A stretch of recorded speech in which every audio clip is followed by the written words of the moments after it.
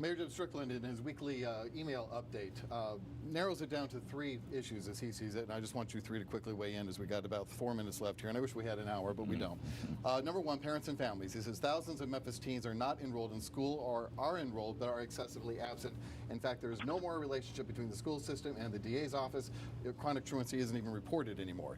He looks at schools where he says less than 25% of 3rd graders read at their level, less than 24% of graduates are college ready. And then in the courts, which we've talked about, the plea deals and things that are happening that often get violent criminals out on probation sooner than before their sentences are up. So as you look at those 3 things, are you inclined to agree that those are the 3 main issues that need to be addressed in one form or another? Antonio, I'll start with you. No. Okay. No, I think those issues need to be addressed. But again, I'm going to go right back to the conditions that these children are living in, and these conditions that they are coming up in, and as the household, the generation before them possibly, and before them, all of that stuff needs to be addressed. We live in a highly transitional community. These children are bouncing from house to house. Some living with grandma, some living with auntie.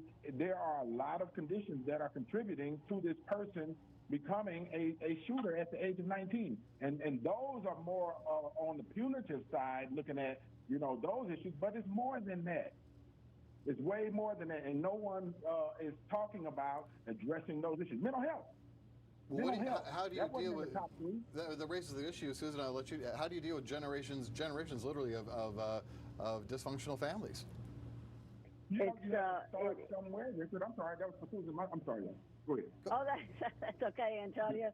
How do you deal with generations of poverty and families that have lived in these kind of conditions? I don't have the answer to that. But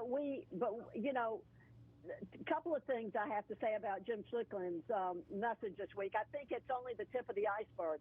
And one of the things that can be fixed, you can try to remedy from juvenile court the consent order they're under with the DOJ. Juvenile court is not accepting kids anymore who commit crimes other than really the most egregious and the most difficult. They're under a consent decree not to do it. So we have a lot more kids on the street, and that's a problem.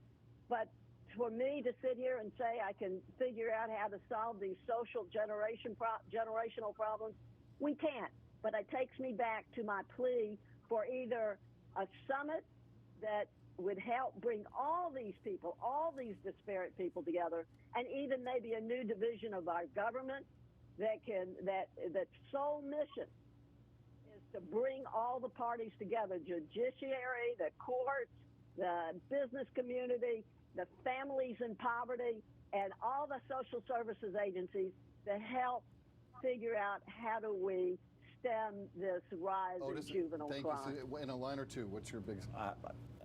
I agree with a lot of that. I just think that, and we haven't talked about it on the show, and it'll never happen. We have to deal with the proliferation of guns on the streets, and these kids getting a hold of guns. That should not happen. But all of these other things, yeah, we got to try some things, and let's try what we can to reduce this. All right, that's all the time we have for. We'll see you next week for ABC 24 This Week.